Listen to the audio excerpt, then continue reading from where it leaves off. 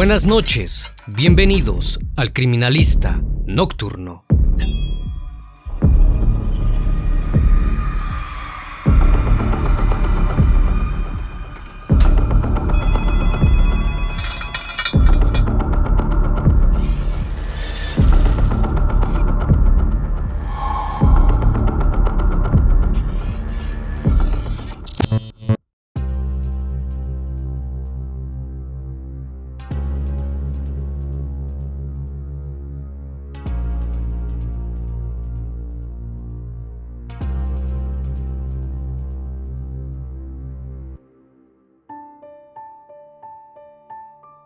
La madrugada del 11 de abril de 2018 transcurría con normalidad en el barrio San José de la ciudad de San Lorenzo, Paraguay. No obstante, alrededor de la 1 de la mañana, los vecinos de las calles Yugoslavia y 1 de Mayo escucharon un fuerte estallido. Al asomarse por sus ventanas, notaron que un automóvil Toyota Vitz rojo había explotado y estaba prendiendo en fuego. Rápidamente notificaron a los bomberos, que no tardaron en hacerse presentes en el lugar. Mientras intentaban apagar las llamas, pudieron abrir las puertas del vehículo. Lo que vieron los dejó boquiabiertos. En la parte del asiento trasero yacía un cuerpo completamente calcinado. Dieron aviso a la policía, la cual solicitó la intervención del Ministerio Público. En una primera instancia, no pudieron identificar siquiera si se trataba de un hombre o una mujer, ya que el rostro estaba completamente desfigurado y lleno de quemaduras. Para cuando los bomberos lograron apagar el fuego, solo quedaba una cosa sin calcinarse: la matrícula del auto. Pudieron dar con la dueña del mismo. Su nombre era Natalia Silveira y tenía tan solo 22 años de edad. Nadie entendía cómo había terminado encerrada en su propio auto, mientras este ardía en llamas.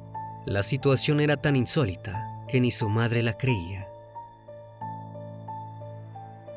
El Criminalista Nocturno. Natalia Lorena Silveira Alfonso llegó al mundo un 31 de diciembre de 1995 en la ciudad de San Lorenzo, Paraguay. Se crió junto a su madre Rosa Alonso. Su padre y su hermana eran una familia muy unida que siempre se apoyaba en todo. Cuando Natalia era adolescente, su padre fue diagnosticado con una enfermedad terminal. La noticia fue un golpe duro para la familia, pero Natalia se encargó de que todos pudieran transitar la situación de la mejor manera posible. Cuidó a su padre hasta que falleció en el año 2015. Al terminar sus estudios medio superior, Natalia ingresó a la carrera de contabilidad. Si bien sus notas eran buenas y todos los docentes la apreciaban, se dio cuenta que estaba más interesada en convertirse en escribana. En 2016, se cambió a la carrera de abogacía, pero tuvo que interrumpir sus estudios, ya que quedó embarazada de Iván Olmedo, su pareja de ese entonces. La hija nació sana y Natalia la adoró desde el primer momento. La relación con Iván no funcionó, por lo cual tuvieron que mudarse nuevamente con su madre.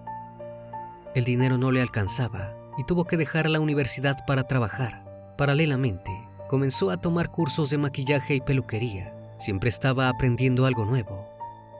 Para el 2018, Natalia tenía ya 22 años. Retomó el segundo año de la carrera de abogacía. Pudo balancear sus estudios con el trabajo y se convirtió en el sostén de la familia.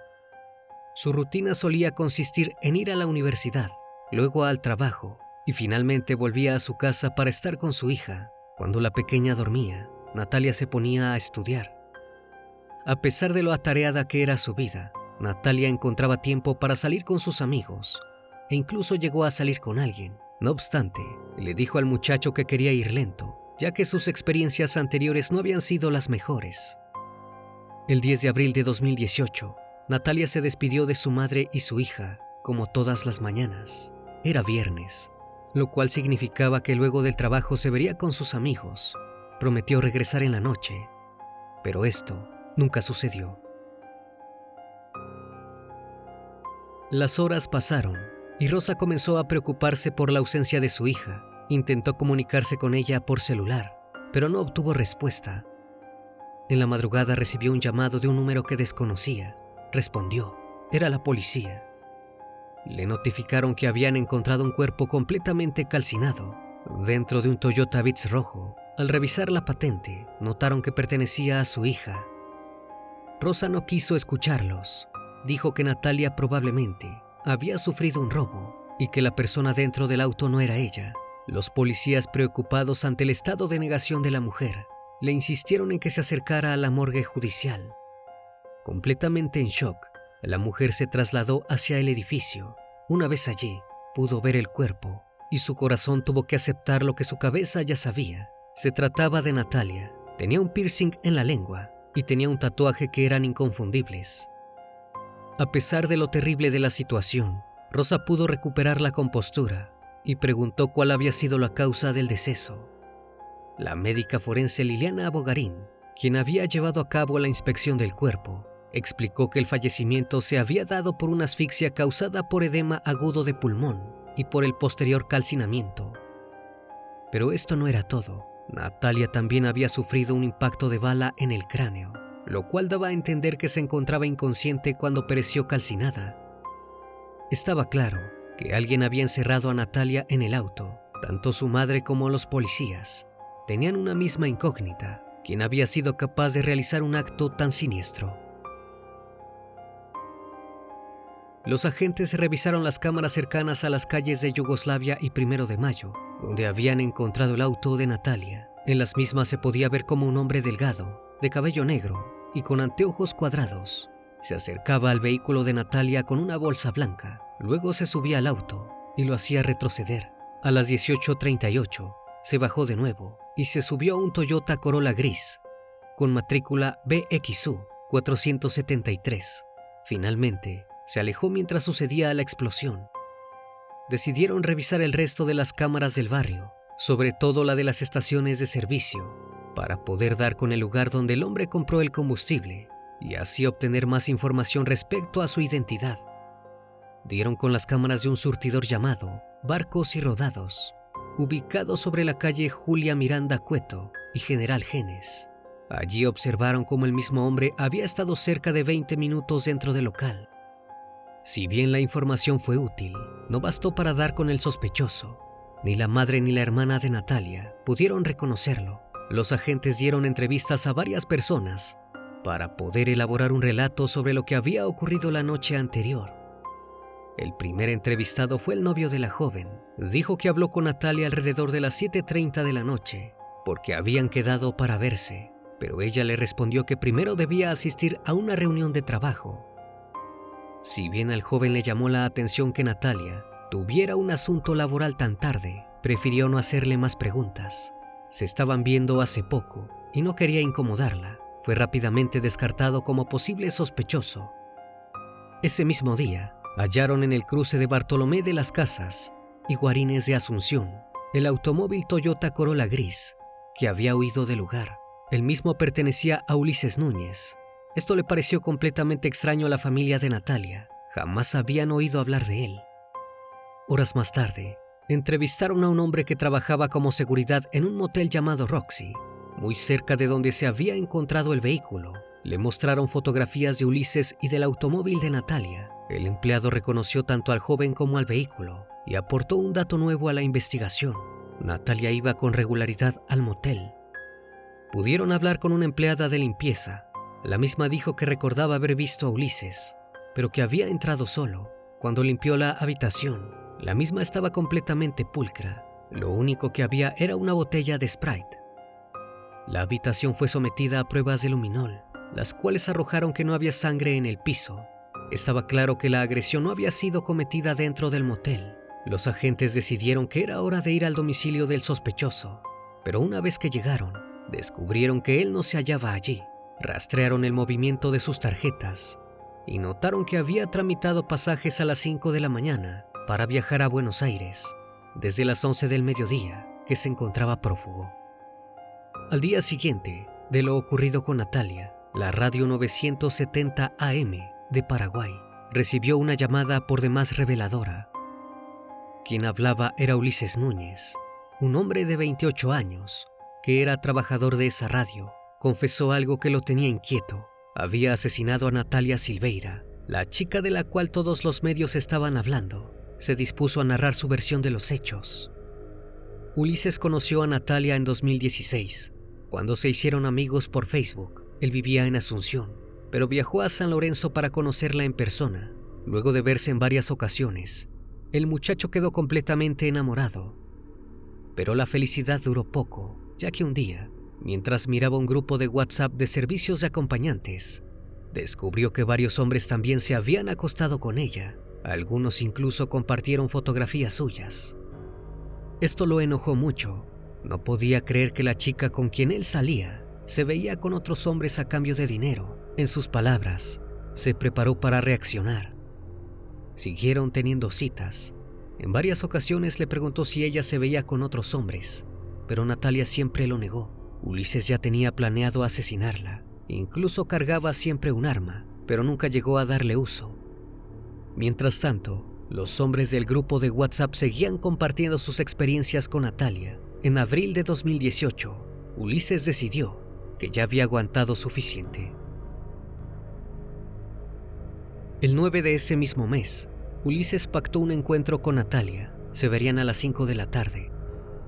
Cuando Ulises partió desde Asunción, recibió un mensaje donde la chica le pedía que pospusieran una hora el encuentro. Él aceptó de mala gana. Mientras estaba llegando a San Lorenzo, la joven volvió a llamarlo. Quería que se encontraran a las 7. Ulises abrió el grupo de WhatsApp y descubrió que sus sospechas eran ciertas. Natalia se había visto con otro hombre antes de su encuentro. Estaba indignado. No quería aguantar ni un segundo más. Al llegar el horario de la cita, Ulises mantuvo la compostura. Le dijo a Natalia que había estacionado su automóvil lejos y le pidió si lo podía pasar a buscar. Ella accedió. A las 7:30 de la tarde, se dirigieron a un motel del barrio Villa Amelia de San Lorenzo, llamado New Bamboo. Natalia no dejó de mirar su teléfono y sonreír, lo cual puso a Ulises extremadamente celoso. Luego de tener intimidad, Natalia fue a bañarse. Mientras ella estaba en la ducha, Ulises decidió revisarle el celular para ver por qué ella había estado tan pendiente. Encontró una conversación con un hombre que le decía cuánto la extrañaba y lo ansioso que estaba por verla. Cuando Natalia salió del baño, estaba completamente diferente. Se había maquillado, planchado el cabello y cambiado de ropa. Según Ulises, jamás se había visto tan sexy. Esto lo irritó. No entendía por qué no se arreglaba así para él. Al salir del motel, caminaron al automóvil de Natalia. Una vez dentro, Ulises le dijo que tenía un regalo para ella. La mujer no llegó a decir nada, ya que en ese instante él sacó su arma calibre 9 milímetros y le disparó en la cabeza. La bala traspasó el vidrio y el impacto resonó en toda la cuadra. Pero el plan había fallado. Natalia solamente quedó inconsciente. Ulises llevó el cuerpo hasta el asiento trasero mientras pensaba qué hacer. En ese instante, todos los vecinos de la cuadra salieron de sus hogares para ver de dónde había provenido el disparo. Ulises comenzó a ponerse nervioso. No podía dejar el automóvil ahí, ya que sus huellas estaban en todas partes. Comenzó a manejar y a dar vueltas por las calles aledañas. Cerca de las 9:20, el sujeto llegó al motel Roxy. Dejó el cuerpo de Natalia en el vehículo y pidió una habitación para él solo.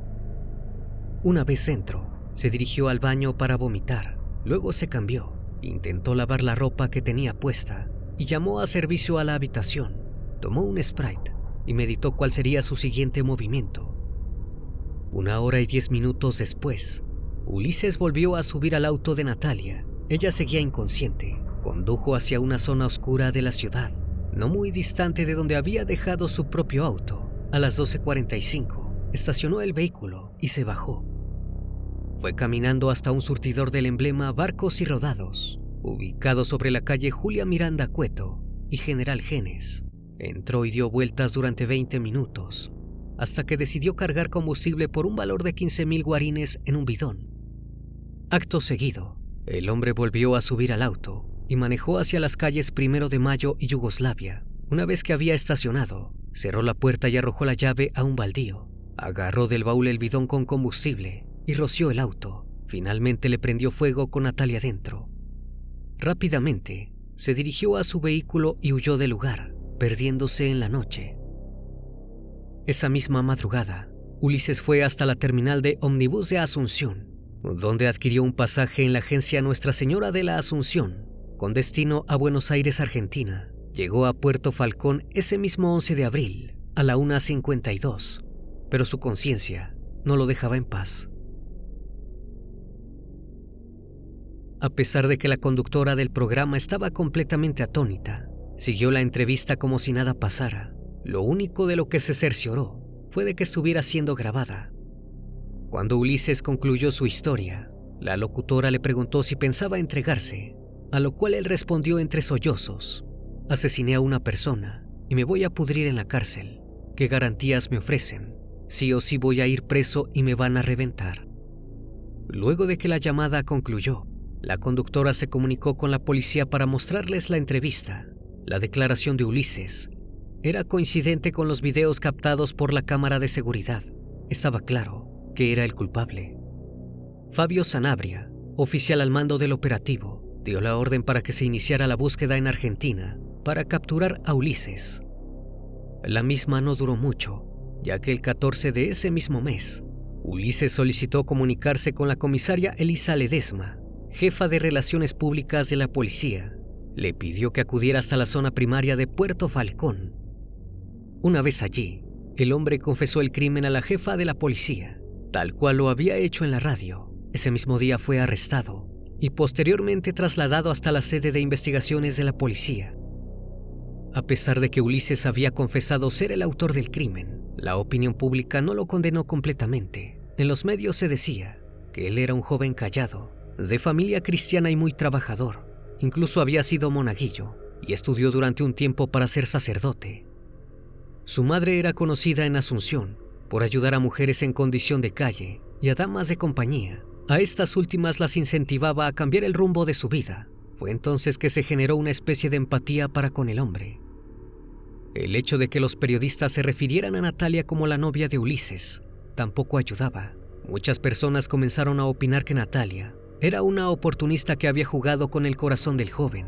Llegaron a decir que se merecía lo que le había pasado. Rosa dio varias entrevistas, en las cuales aseguró que su hija no era acompañante y que gran parte del relato de Ulises era mentira. Además de enfrentarse a la exposición mediática, la familia de Natalia tuvo que lidiar con un tortuoso proceso judicial. Si bien la acusación contra Ulises se presentó formalmente en 2019, el juicio fue suspendido en 4 ocasiones por el propio colegiado. Supuestamente tenían que atender diligencias en otras causas por delitos menores, tales como estafas. Los jueces no le estaban dando al caso la importancia que se merecía. Lo peor de todo fue que los familiares de Natalia se presentaron en cada ocasión, ya que nunca les avisaron que la audiencia se suspendería cada vez que llegaban al recinto y les notificaban que su hija pasaría más días sin tener justicia. La herida en su corazón se agrandaba. La pandemia del COVID retrasó aún más el proceso. La abogada querellante, Edelira Álvarez, comenzó a temer que el caso quedara impune.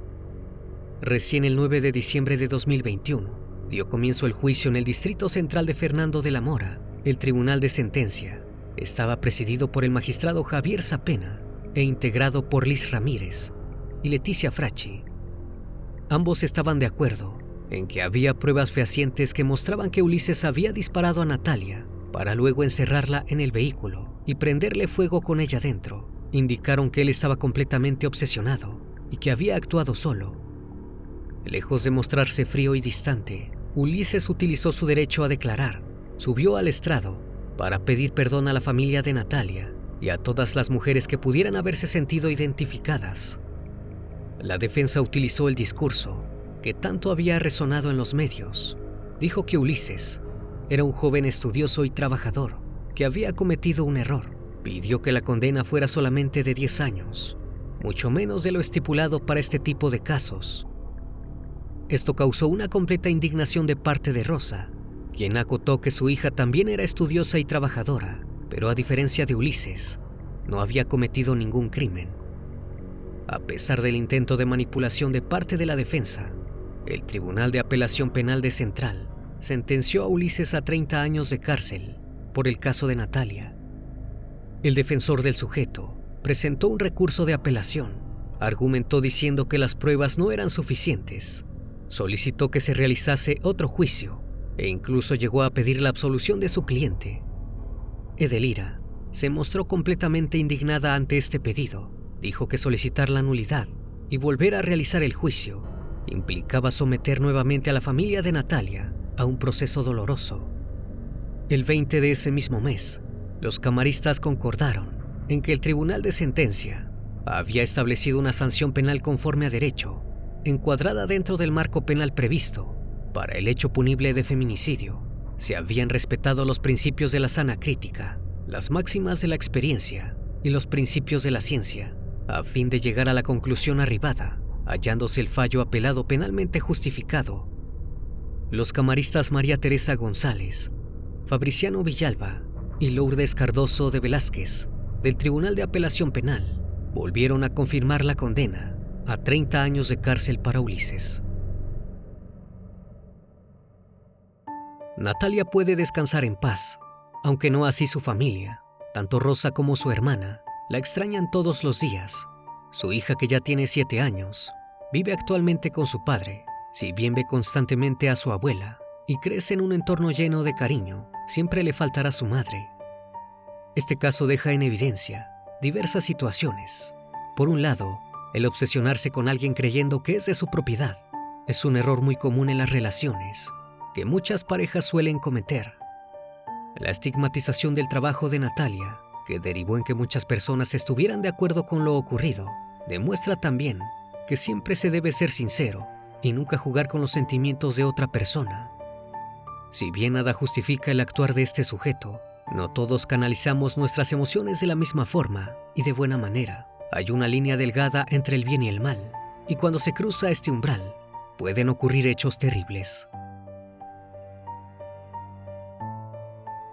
Una vez más, estimado público, agradezco su compañía. Gracias por brindar un espacio de su tiempo para conocer un caso más de este canal. Si aún no estás suscrito, te hago la cordial invitación a que lo hagas y formes parte de esta gran comunidad. Esto es El Criminalista Nocturno. Hasta la próxima emisión. Buenas noches.